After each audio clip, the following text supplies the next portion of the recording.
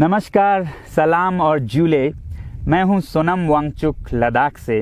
आप में से कुछ लोग हमें जानते होंगे हमारे शिक्षा सुधार के कामों के बारे में, या फिर पर्यावरण के काम में आइस स्तूपा, आर्टिफिशियल ग्लेशियर जैसे कामों के लिए, या फिर आई लिव सिंपली जैसे ग्लोबल मूवमेंट्स जो कि सादा जीवन अपनाकर क्लाइमेट चेंज को रोकने के लिए लोगों को प्रेरित करती है।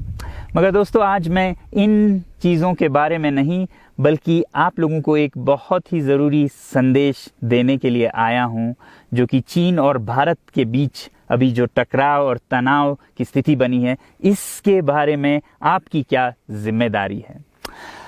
मैं लद्दाख में हूं और आप देख रहे हैं सिंधु नदी को बहते हुए यहाँ, और वो जो पहाड़ियाँ हैं उनके पीछे नुब्रा और चांगथांग के वो इलाके हैं जहाँ पर ये तनाव बढ़ता जा रहा है। हज़ारों सैनिक वहाँ ले जाए जा चुके हैं। सुनने में आया है चीनी वायुसेना के जहाज़ भी वहाँ तैनात किए गए हैं, और 1 घंटे पहले भारतीय वायुसेना के जहाज़ भी मेरे ऊपर मंडरा रहे थे। सामान्यतः जब सीमा पर तनाव होता है तो हम आप जैसे नागरिक ये सोचकर सो जाते हैं रात को कि सैनिक इसका जवाब दे देंगे। मगर मैं आज आप लोगों को ये ज़रूरी बात बताना चाहता हूं कि इस बार सिर्फ सैनिक जवाब नहीं, दो तरफा जवाब हो और उसमें नागरिक जवाब भी हो। तो आप जैसे नागरिक दिल्ली, मुंबई और बेंगलोर और अनेक शहरों से क्या कर सकते हैं इसमें, ये समझने के लिए पहले हमें समझनी होगी चीन की ये हरकत और वो ऐसा क्यों कर रहा है।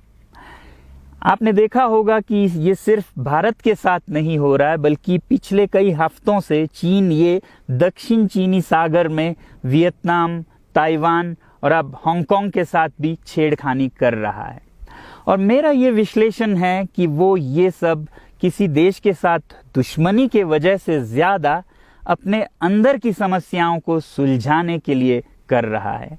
आज चीन को सबसे बड़ा डर है तो अपने जनता से डर है। उनकी 140 करोड़ की आबादी, जो कि एक बंधुआ मजदूर की तरह बिना मानवाधिकारों के चीनी तानाशाह सरकार के लिए काम करते हैं और उसे धनी बनाते हैं। जब वो नाराज हो जाए तो फिर एक क्रांति की सी परिस्थिति बन पड़ती है, और इससे चीन बहुत डरता है।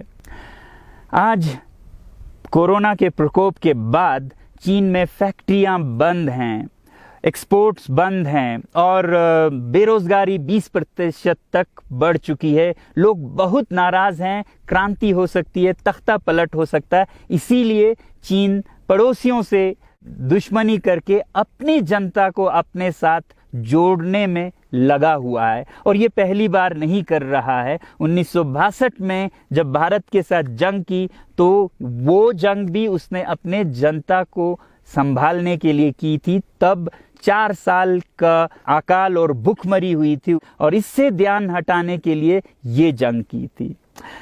चीन के लिए अपनी जीडीपी और जो खुशहाली है उसे बढ़ाते रहना बहुत ही ज़रूरी है, और जिस दिन जीडीपी घट जाए वहाँ की जनता क्रांति के लिए तैयार है। मैं तो कहता हूँ कि इस बार भारत की बुलेट पावर से भी ज़्यादा वॉलेट पावर काम आएगी, जो नागरिक पैसा खर्चते हैं चीन के सामान को खरीदने में। ज़रा सोचिए, हम आप भारतीय उद्योग को मारकर चीन से मूर्तियों से कपड़ों तक हर साल 5 लाख करोड़ के सामान खरीदते हैं, और फिर यह पैसा आगे जाकर हमारे सीमा पर हथियार और बंदूक बनकर हमारे सैनिकों के मौत का कारण बन सकती हैं। तो इसलिए अगर हमारे देश के 130 करोड़ लोग और 3 करोड़ जो भारतीय बाहर के देशों में हैं, सब मिलकर भारत में और बल्कि दुनिया भर में एक boycott made in China movement या अभियान शुरू करते हैं, तो आज दुनिया भर में चीन के प्रति रोष है। हो सकता है कि सारी दुनिया साथ आए और इतने बड़े स्तर पर चीनी व्यापार का बॉयकॉट हो कि चीन को जिसका सबसे बड़ा डर था वही हो, यानी कि उसकी अर्थव्यवस्था डगमगाए और उसकी जनता रोष में आए, विरोध और तख्ता पलट। और अगर हम ऐसा नहीं करते हैं तो कितनी बदनसीबी की बात होगी भारत के लिए, ज़रा सोचिए।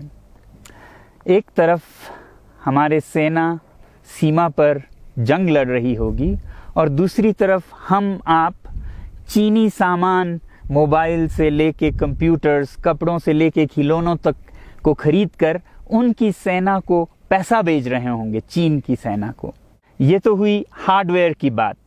दूसरी तरफ हमारी युवा चीनी सॉफ्टवेयर, एप्स, गेम्स जैसे टिकटॉक, शेयरिट, इन सब में मस्त, उन्हें दूसरी तरफ से करोड़ों करोड़ों का पैसा भेज रहे होंगे। तो इसलिए बहुत ज़रूरी है कि हम एक नागरिक जवाब ज़रूर दें और इसे एक अभियान बनाएं, ग्लोबल मूवमेंट की तरह। ये बॉयकॉट मेड इन चाइना का जो अभियान है वो भारत के लिए भी एक वरदान साबित होगी। जैसा कि हमारे प्रधानमंत्री ने एक विजन हमें दिया था स्वावलंबन का, सेल्फ रिलायंस, वो तब हो सकता है जब हमारे अपने उद्योग फलें फूलें। और जब हम बॉयकॉट करते हैं इन सामान का तो अपने देश के उद्योग का, उत्पाद का हम प्रयोग करेंगे और उससे मजदूरों को रोजगारी मिलेगी और सारा देश खुशहाल होगा। बजट होगा कि हम और अच्छी तरह से टक्कर ले सकें सीमा पर भी। तो इसके लिए मैं आप लोगों से अपील करता हूं कि जहां तक ऐप्स और सॉफ्टवेयर की बात है तो हमारे युवाओं को एक हफ्ते में उन्हें अनइंस्टॉल करना चाहिए। Boycott made in China, software in a week and hardware in a year. क्योंकि साजो सामान के लिए वक्त लगेगा हमारे अपने देश से और बाहर से विकल्प निकलने तक, तो उसे हम 1 साल के अंदर कर सकते हैं। तो ये हम न सिर्फ अपना प्रतिज्ञा करें बल्कि 100 और लोगों को इसके बारे में समझाएं, शेयर करें सोशल मीडिया पर, और हमारी जो मीडिया है वो जनता तक, देश के कोने कोने तक पहुंचाए। और जैसे ही इसका असर दिखने लगेगा, इंटरनेट से ऐप्स लाखों में, करोड़ों में अनइंस्टॉल होंगे, तो चीन को संदेश साफ जाएगा और यही एक तरीका उसे मेज़ पर पहुंचा सकती है जहां पर कि बातचीत हो शांति की। तो जाते जाते मैं ये बता दूं कि मैं क्या करने जा रहा हूं। इस फ़ोन पर जो भी चीनी ऐप्स हैं उन्हें तो मैं 1 हफ्ते में हटा रहा हूं, बल्कि ये फ़ोन जो कि चीन में बना है इसे भी मैं 1 हफ्ते में अपनी ज़िंदगी से अलग कर रहा हूं। और 1 साल के अंदर हर वो चीज़ जिस पे मेड इन चाइना लिखा है उसे ज़िंदगी से निकालने जा रहा हूं। हमें चीन से, चीनी लोगों से कोई समस्या नहीं है, चीनी सरकार और उनकी रवैयों से समस्या है। जब तक चीन में परिवर्तन ना हो हमें ऐसा करना होगा। और आप लोगों से मैं अपील करता हूं कि आप अपने शहर में, अपने मोहल्ले में ऐसे इवेंट्स करें जहां लोग प्रतिज्ञाएं करें कि चीनी सामान का बहिष्कार करें जब तक चीन में परिवर्तन ना हो। और मैं सालों से कहता रहा हूं कि 21वीं सदी में देश के लिए जान देने की नहीं बल्कि जिंदगी देने की ज़रूरत है। लद्दाख में बढ़ते हुए ये देश के लिए जान देने का कारोबार बहुत देखा, और जहां एक तरफ मैं सलाम करता हूं उन लोगों के लिए, उन लोगों को जिन्होंने देश के लिए जान दिया, मगर इस 21वीं सदी में मेरा ख्याल है कि देश के लिए जान देने की नहीं, जिंदगी देने की ज़रूरत है।